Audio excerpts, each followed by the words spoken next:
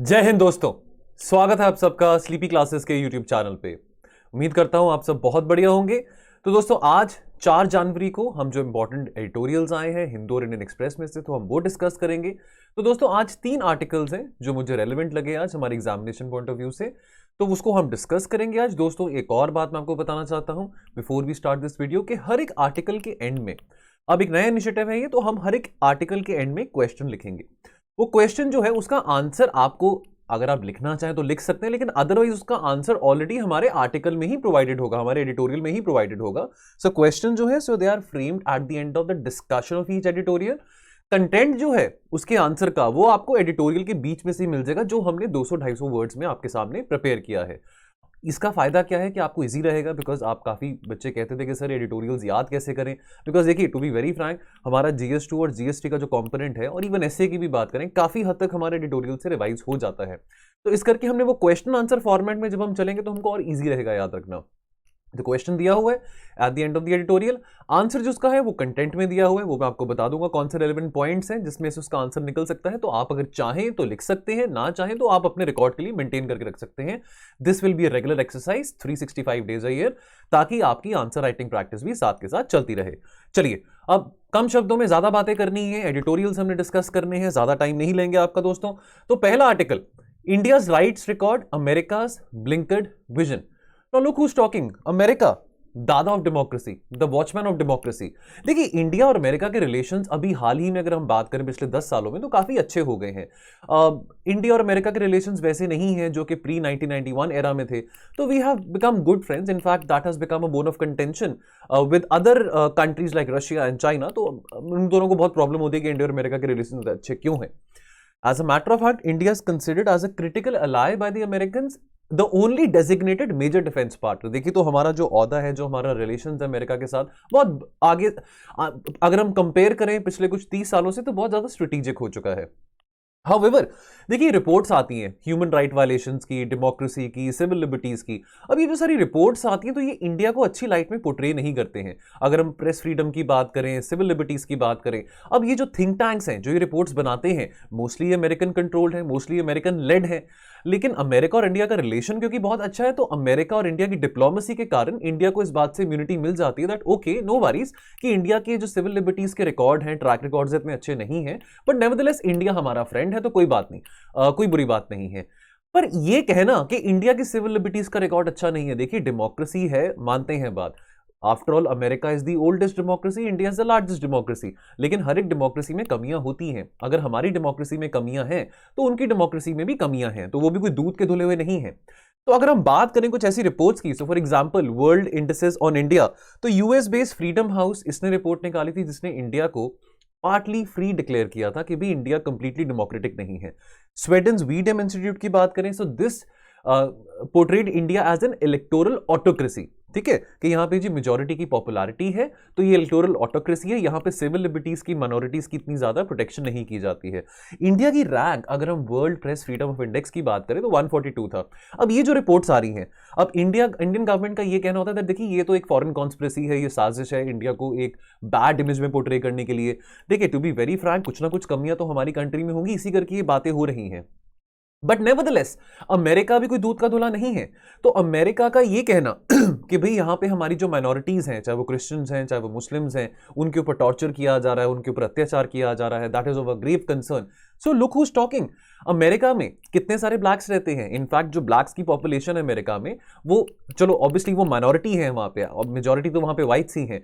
लेकिन अगर हम बात करें ब्लैक्स की, तो डेफिनेटली अगर हम उनके ऊपर जो अट्रॉसिटीज हैं, आपके सामने वो जो इंसिडेंट हुआ था पिछले साल जॉर्ज फ्लॉयड के ऊपर, तो अब ये इंसिडेंट्स भी तो आते हैं आपके सामने। तो ये इस इंसिडेंट्स के अगर हमारे सामने जो रिपोर्ट्स आ रही हैं, what does that portray? So America is also not upholding its civil liberties. America is also not ensuring कि वहां पे उनके यहाँ पे जो माइनॉरिटीज हैं, खास करके ब्लैक्स की बात करें, हिस्पैनिक्स की बात करें, कि उनको भी वहां पे इस तरह की प्रोटेक्शन दी जा रही है। ठीक है, अब यहां पे दोस्तों एक और बात है जो यहां पे डिस्कस करने वाली है, रोल ऑफ वेस्टर्न मीडिया। देखिए अब वेस्टर्न मीडिया जो है definitely that is controlled by the western countries, by the US and UK led blocs, right. अब यहां पे ये बात करेगी इस आर्टिकल में दैट जैसे डिप्लोमेसी है, डिप्लोमेसी हर चीज ब्लैक एंड व्हाइट में नहीं देखती, डिप्लोमेसी में हर चीज एथिकल नहीं होती है, आफ्टर ऑल डिप्लोमेसी यूटिलाइज की जाती है टू अचीव द एंड्स। उसी तरह से जो मीडिया है उसके भी एथिकल स्टैंडर्ड्स नहीं है। World news is curated bye a handful of the western Capitals, primarily अगर हम बात करें यूएसए और यूके की। और इस तरह की जो बातें हैं, इस तरह की बातें जो अगर किसी कंट्री को बुरी, फॉर एग्जांपल अब यूएस की बात करें तो चाइना और रशिया उनकी नहीं बनती है यूएसए के साथ, तो डेफिनेटली वो चाइना और रशिया को एक बुरी इमेज में पोर्ट्रे करेंगे। तो अगर हम बात करें कि जी चाइना के जिनजियांग प्रोविंस में ईगर मुस्लिम्स के ऊपर टॉर्चर किया जा रहा है, तो इस तरह की जो न्यूज़ अगर आएगी तो जो वेस्टर्न मीडिया आउटलेट्स हैं इसको बहुत ज़्यादा प्रोपोगेट करेंगे, बहुत स्प्रेड करेंगे। अगर मान लीजिए रशिया में कुछ ऐसा हो रहा है कि रशिया में वहाँ पे कोई माइनॉरिटी के ऊपर टारगेट किया जा रहा है, रशिया में इस तरह की एट्रॉसिटीज़ कैरी आउट की जा रही हैं, या सिविल लिबर्टीज़ नहीं है, फ्रीडम ऑफ स्पीच नहीं है, तो ये बातें बहुत ज़्यादा आगे जो वेस्टर्न मीडिया आउटलेट्स हैं इसको प्रोपोगेट करेंगे। अब अपने अंदर भी तो झांक के देखिए ना, मतलब आफ्टर ऑल कि भाई आप दूसरों के ऊपर शीशे फेंक रहे हैं, दूसरों के ऊपर पत्थर फेंक रहे हैं, लेकिन आप खुद शीशे के घर पे रहते हैं, तो ऑब्वियसली ये बात तो ठीक, ये तो कहीं एड अप नहीं होती बात कि आप अपने कंट्री का ट्रैक रिकॉर्ड नहीं देख रहे हैं, दूसरे कंट्रीज के आप डिप्लोमेसी की और डेमोक्रेसी की आप जजमेंट्स दी जा रहे हैं कि भी वहां पे डेमोक्रेसी कम है, वहां पे डेमोक्रेसी ज्यादा है, ठीक है। तो यहां पे एंड में कंक्लूजन ये निकलता है that not every democracy is liberal. जो डेमोक्रेसी अपने आप को लिबरल कहलाती है वो एक्चुअल में not every democracy is in reality liberal, and not every society which is considered liberal is fully democratic. तो इंडिया हो, अमेरिका हो, ऑस्ट्रेलिया हो, न्यूजीलैंड हो, कोई भी कंट्री हो, हर एक कंट्री में अपनी अपनी कमियां रह सकती हैं। यहां पे क्वेश्चन क्या बनता है, दो sitting in the glass houses must not throw stone on others. जो खुद शीशे के घरों में रहते हैं वो दूसरों के ऊपर पत्थर नहीं फेंकते हैं। While to champion the cause of democracy is very good, is worthy, the lens to gauge the credentials of democracy must be the same for every society. Comment. तो इस क्वेश्चन का जो आपको कंटेंट होगा, जो आंसर होगा, वो आपको ये 3 पॉइंट्स और ये 4 पॉइंट्स में आपको इसका आंसर मिल जाएगा। तो ये जो 7 पॉइंट्स हैं इफेक्टिवली ये इस क्वेश्चन का आंसर बनते हैं। अगर आप अपनी तरफ से कोई और पॉइंट्स ऐड करना चाहते हैं अपनी खुद की प्रैक्टिस के लिए, more than welcome to do that. लेकिन अदरवाइज इसमें जो हमारा जो मेन पर्पस है कि कैसे हम एडिटोरियल्स को क्वेश्चन से याद रख सकें, तो वो पर्पस इस 7 पॉइंट से भी हमारा पूरा हो जाएगा। अगला आर्टिकल सी राजा मोहन ने लिखा है, आज इंडियन एक्सप्रेस में आया है, for south Asia a Ukraine lesson. तो कंटेक्स्ट है स्फीयर्स ऑफ इन्फ्लुएंस। देखिए अब सीधी बात है, स्फीयर्स ऑफ इन्फ्लुएंस की बात करें तो देखिए अब कोई ताकतवर देश अपना इन्फ्लुएंस बनाना चाहेगा कम ताकतवर देशों के ऊपर। अब अगर हम बात करें जियोपॉलिटिक्स की, ज्योग्राफी की, नेबरहुड रीजन्स की, तो अगर मान लीजिए हम रशिया की बात करें तो रशिया एक टाइम पे बहुत स्ट्रांग था, 1991 से पहले जब सोवियत यूनियन था वो बहुत स्ट्रांग था, तो उसका जो स्फीयर ऑफ इन्फ्लुएंस था वो ईस्टर्न यूरोप के ऊपर था, पर वो था। आज के टाइम पे तो वो नहीं है ना। अब यूएस की बात करें तो यूएस का उसी तरह से जो स्फीयर ऑफ इन्फ्लुएंस था वो वेस्टर्न ब्लॉक के ऊपर था। तो अगर हम बात करें, जब नेटो की बात करें तो यूएस का डोमिनेंस नेटो के अफेयर्स में काफ़ी था। उसी तरह से हम सोवियत यूनियन की बात करें, उसका जो इम्पैक्ट था, जो इन्फ्लुएंस था, वो जो वार्सो पैक्ट लेड ब्लॉक था उसके ऊपर ज़्यादा था। स्फीयर ऑफ इन्फ्लुएंस तब तक सक्सेसफुल है जब तक आप जिस देश के ऊपर अपना इन्फ्लुएंस रखना चाहते हैं, जब तक आपकी उस देश के साथ मित्रता है। अब बात करते हैं यूक्रेन और रशिया की। चलो आज के टाइम पे रशिया और यूक्रेन के बीच में हॉस्टिलिटी है।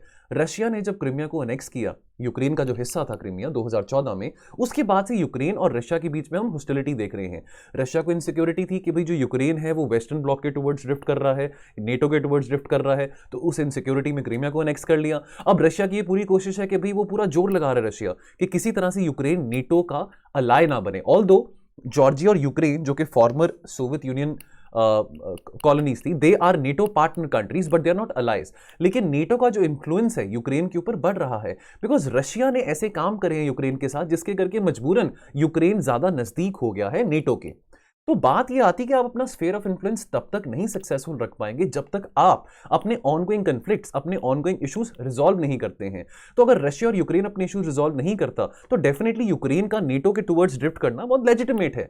अब इससे हमको क्या सीख मिलती है? How does Ukraine has an impact on the geopolitics of South Asia? Asian powers are hardly innocent when it comes to the sphere of influence. The idea of Asia for Asians has not disappeared from the regional agenda. अब Xi Jinping की बात करें तो Xi Jinping Himalaya से लेकर Indo Pacific तक वो अपनी डोमिनेंस रखना चाहते हैं। जी जिनपिंग की पूरी कोशिश है कि भाई इस रीजन में, चाहे वो ईस्ट एशिया है, चाहे वो साउथ चाइना सी है, चाहे वो इंडो पैसिफिक है, चाहे वो हिमालयाज है, कि भाई इस पूरे रीजन में, चाहे वो सेंट्रल एशिया भी है, कि यहाँ पे किसी भी तरह से किसी और कंट्री की इन्वॉल्वमेंट ना हो। किस कंट्री की इन्वॉल्वमेंट ना हो, ऑब्वियसली अमेरिका की इन्वॉल्वमेंट ना हो, तो उसकी पूरी कोशिश है कि कैसे अमेरिका यहां पे इंटरवीन ना कर सके।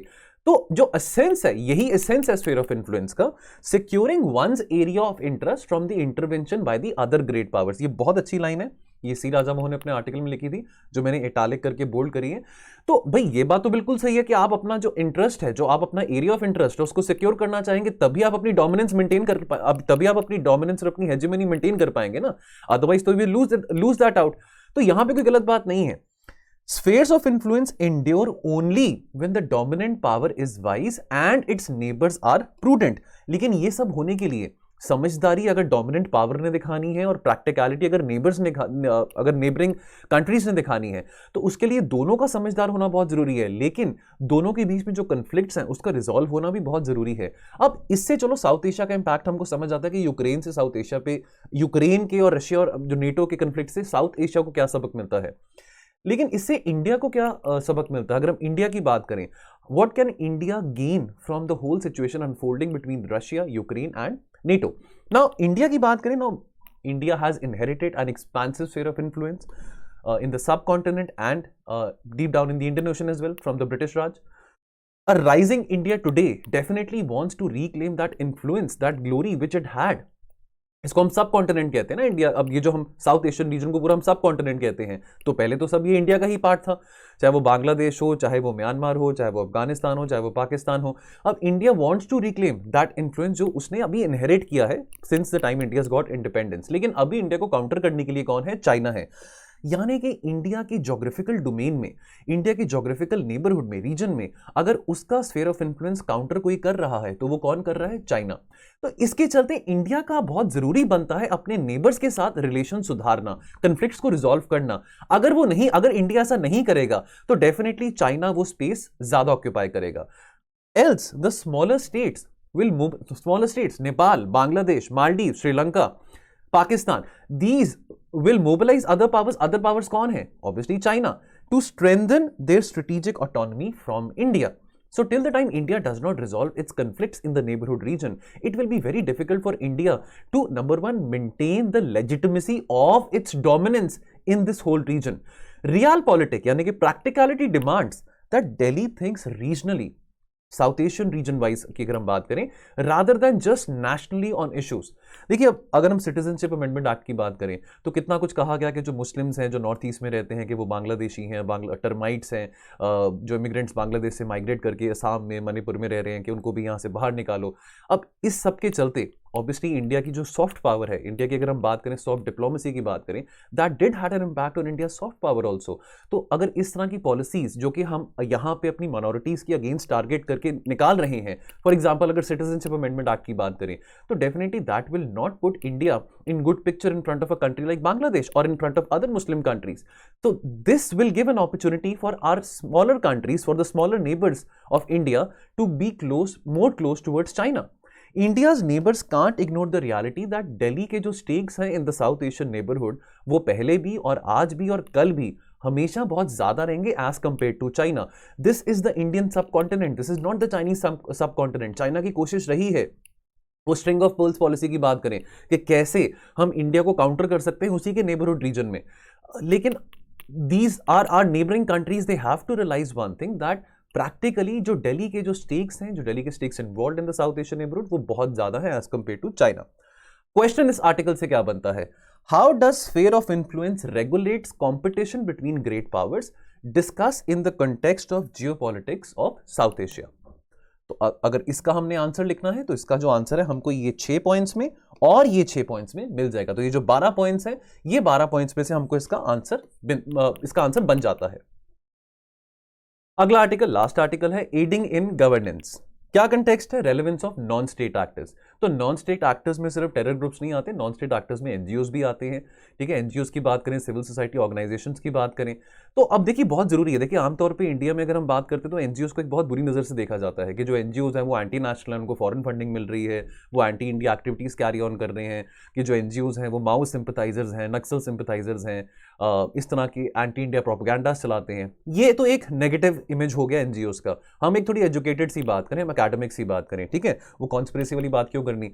अब एनजीओज का जो योगदान है, सिविल सोसाइटी ऑर्गेनाइजेशन का जो योगदान है, देखिए हम अपने आप को डेमोक्रेसी कहते हैं, लेकिन एक लिबरल डेमोक्रेसी कहते हैं, तो बहुत जरूरी है एनजीओज और सिविल सोसाइटी ऑर्गेनाइजेशंस का भी उस हद तक कंट्रीब्यूट करना इंडिया को जहां पे गवर्नमेंट नहीं पहुंच सकती है। देखिए बात करें for example Aadhaar card enrolment है, पीडीएस सर्विसेज की बात करें, वैक्सीनेशंस की बात करें, अब इस तरह की बहुत सारी सर्विसेज हैं जहां पे सरकार का आउटरीच इतना इफेक्टिव नहीं हो पाया, या बिकॉज सरकार के पास लिमिटेड कैपेसिटी है तो वो अपना इतना आउटरीच नहीं बना पाई।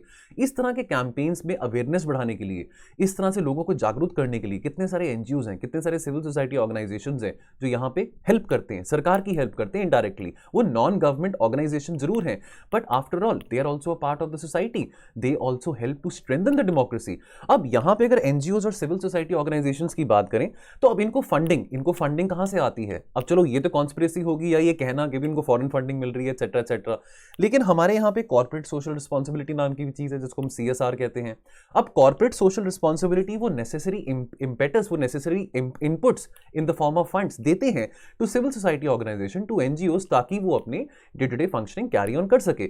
सीधी सी बात है, देखिए आफ्टर ऑल अगर हम इंडिया की बात करें, अब इंडिया एक मिक्स्ड इकोनॉमी है, ठीक है, अब वो सिर्फ यहाँ पे हर जगह सरकारी सेक्टर तो नहीं है। अब मिक्स्ड इकोनॉमी में एक सिनर्जी बना के रखना प्राइवेट सेक्टर की, पब्लिक सेक्टर की और सिविल सोसाइटी की बहुत जरूरी है, तभी हम अपने डेमोक्रेटिक स्ट्रक्चर को स्ट्रेंथन कर पाएंगे। अब जो एनजीओज हैं वो ग्रास रूट लेवल पे काम करते हैं, उनकी जो एंगेजमेंट है ग्रास रूट लेवल पे कम्युनिटीज के साथ वो काफी ज्यादा है, तो डेफिनेटली उनका एक obviously that makes sense that they are engaging themselves in welfare activities provided they have strong funding। सरकार तो उनको फंडिंग नहीं देगी, लेकिन कॉर्पोरेट सोशल रिस्पांसिबिलिटी के चलते obviously they can get a lot of funding from the corporates, so there is no harm in that। Essential COGS in the wheel, तो COGS in the wheel यानी कि कोई, जैसे हम कहते हैं ना कॉग्स इन द व्हील वाली बात, कि भाई बहुत छोटी सी बात है, हो सकता है कि एनजीओ बहुत छोटी सी बात लगे कि भाई एक बड़े से पहिए में एक छोटा सा एक पुर्जा है जिसको हम एनजीओ कहते हैं, लेकिन फिर भी वो बहुत एक जबरदस्त और एक इफेक्टिव रोल प्ले करते हैं, खास करके in democratic country like India. Now India's bureaucratic elite have little patience. देखिए सरकारी, अगर हम अफसरों की बात करें, बाबूडम की बात करें, तो देखिए आपको पता है कि फाइलें कितनी स्लो घूमती हैं सरकारी दफ्तरों में। जो सरकारी अफसर्स हैं, चाहे वो बड़े से बड़े हों चाहे वो छोटे से छोटे हों, वो बहुत रिलक्टेंट होते हैं कोई भी काम करने के लिए, बिकॉज उनको डर रहता है ऊपर से कि भी डंडा आ सकता है, सीनियर से डंडा आ सकता है, पॉलिटिशियन से डंडा आ सकता है, तो वो जैसे चल रहा है वैसे चलते रहने दो, उनका यही फंडा रहता है कि स्टेटस क्वो रहे। बेशक वो अपने अंदर से रिफॉर्म की भावना भी चाहते होंगे कि यहाँ पे रिफॉर्म्स लेके आ सकें और नए सुधार लेके आ सकें, अच्छी गवर्नेंस कर सकें, लेकिन रिस्क इतना उठाने से पहले उनको बहुत बार सोचना पड़ता है, बिकॉज आफ्टर ऑल कोई नेता उनको आके कह सकता है कि तुम इतने सिंघम क्यों बन रहे हो, तुमको किसने बोला ये काम करने के लिए, वो करने के लिए, तो रिस्क वो नहीं उठा पाते हैं। तो यहां पे इस वैक्यूम को कौन फिल कर सकता है? जो नॉन स्टेट एक्टर्स हैं, यानी कि एनजीओज हो गए, सिविल सोसाइटी ऑर्गेनाइजेशंस होगी। हमने अगर हम एक एग्जांपल की बात करें, successful campaign of NGOs and civil society organisation, तो सबसे बेस्ट एग्जांपल हमारे सामने आरटीआई का आता है, ठीक है। So this was a decade long struggles by many NGOs, जिसके चलते आज हम राइट टू इंफॉर्मेशन एक्ट के एरा में रह रहे हैं। It is the non state actors who know the layman of the country, the layman of the land, and they act as a bridge between the people and the government। Conclusion क्या निकलता है? So synergy जो है, बहुत important line है, synergy of NGOs, government and corporates, this is the holy grail of development. अगर हमने $5 trillion economy, $6 trillion economy अगर बनना है आने वाले टाइम में, तो अगर हम अपनी इकोनॉमिक ग्रोथ देखना चाहते हैं, अगर हम डेवलपमेंट इंडिकेटर्स में और बेटर होना चाहते हैं, तो ये तीनों की सिनर्जी बहुत जरूरी है। सिर्फ सरकार हर जगह काम नहीं कर सकती है। ये कहना कि सरकार ही हर जगह अवेलेबल होगी, नहीं, प्राइवेट सेक्टर की अवेलेबिलिटी भी चाहिए, सरकार की अवेलेबिलिटी भी चाहिए, और साथ में सिविल सोसाइटी ऑर्गेनाइजेशन की भी अवेलेबिलिटी होना बहुत जरूरी है। When non-state actors take the lead, then a large load of the state's shoulder that gets dropped. The state can focus more on governance. Now NGOs and CSOs in India, irrespective of the hostility, जो उनको irrespective of the fact कि उनको ऐसे label किया जाता है, देखिए चाहे सरकार बीजेपी की हो चाहे यूपीए की हो, NGOs को हमेशा कहा जाता है कि भी वो फॉरेन हैंड है, फॉरेन फंडिंग उनको मिल रहा है, वो एंटी इंडिया कैंपेन चलाते हैं। irrespective of all that negative campaigning or negative publicity which the NGOs get, despite the fact they will play a major role in mobilizing citizens' action to right various wrongs, and they will also help, and these NGOs and civil society organizations will also help as far as checking the accountability of the executive is concerned. तो question क्या बनता है इस typical editorial में से? Now NGOs are often underestimated in their capacity for helping the government achieve the last mile connectivity challenge. So critically analyse. तो अगर हमने इसका आंसर लिखना है तो ये जो हमारे पास 3 पॉइंट्स है कंक्लूजन के और ये जो essential COGS in the wheel के 5 पॉइंट्स हैं, इसमें से हमारा आंसर इसमें इजीली बन जाएगा। चलिए, सो दोस्तों एडिटोरियल्स में इतना ही। तो लेक्चर खत्म करने से पहले बस 2 ही मिनट लूंगा आपके और ज़्यादा कि अभी जैसे आपको पता है कि 5 महीने रह गए हैं प्रीलिम्स के लिए, तो ये हम बार बार कहते रहते हैं कि प्रीलिम्स के लिए आपको मॉक टेस्ट करने चाहिए, प्रीलिम्स के लिए आपको रिवाइज करना बहुत ज़रूरी है। आई ऑफन से दैट कि 2-3 नंबरों के कारण या 1-2 क्वेश्चंस के कारण हमारी पूरी साल की मेहनत रह जाती है। सो हमने कुछ कोर्सेज इंट्रोड्यूस करें। तो दोस्तों इन कोर्सेज को आप जाके हमारी वेबसाइट पे भी देख सकते हैं, ऐप पे भी इनरोल कर सकते हैं। तो फॉर एग्जांपल जैसे कि कोर्स है हमारा, अगर आपको लगता है कि आपका करंट अफेयर्स का जो एरिया है वो थोड़ा वीक है और अगर आपको करंट अफेयर्स में कोई क्रैश कोर्स चाहिए, करंट अफेयर्स में आपको कॉम्प्रिहेंसिव क्रैश कोर्स हम प्रोवाइड कर रहे हैं जिसमें 16 मंथ्स का क्रैश कोर्स, 16 मंथ्स के करंट अफेयर्स अवेलेबल होंगे from January 1, 2021 to April of 2022। इसके साथ आपके 28 मॉक टेस्ट भी होंगे जिसमें कुछ सेक्शनल टेस्ट होंगे, कुछ फुल लेंथ टेस्ट होंगे और इसमें स्टैटिक और करंट अफेयर्स दोनों के क्वेश्चन रहेंगे। और अगर आपको लगता है कि मेरे को थोड़ा सा अपना अटेम्प्ट और अच्छा करना है, मेरे को प्रीलिम्स में और अच्छे से नंबर सिक्योर करने हैं, मैं 120 प्लस टारगेट करना चाहता हूं या चाहती हूं, तो इस करके मैं कोई रिस्क ना लूं, इस करके मैं अपना मेंस का है जो जीएस का जो क्रैश कोर्स है, अगर आप जीएस ओरिएंटेड भी क्रैश कोर्स लेना चाहते हैं और साथ के साथ आप अपने करंट अफेयर्स को भी पॉलिश करना चाहते हैं, तो वो कॉम्बिनेशन कोर्स है, कॉम्बो कोर्स है जिसमें आपकी जीएस और करंट अफेयर्स और साथ में टेस्ट सीरीज, ये तीनों चीजें आपको इस कोर्स में मिलेंगी। ये कंप्लीटली प्रीलिम्स ओरिएंटेड है। अगेन ये जो कोर्स है पूरा का पूरा ये आपका 12 वीक्स का कोर्स रहेगा, तो कुछ 72 लेक्चर्स इसमें बनेंगे। तो इस कोर्स की जो प्राइस है वो 15,000 है। सो अगर आप चाहें तो आप वेबसाइट पे जाके विजिट कर सकते हैं और इन कोर्सेज में एनरोल कर सकते हैं। तो चलिए दोस्तों, आज के लिए इतना ही, मिलेंगे कल और एडिटोरियल्स के साथ। तो आप अपना ध्यान रखिए और पढ़ते रहिए। Thank you so much and जय हिंद।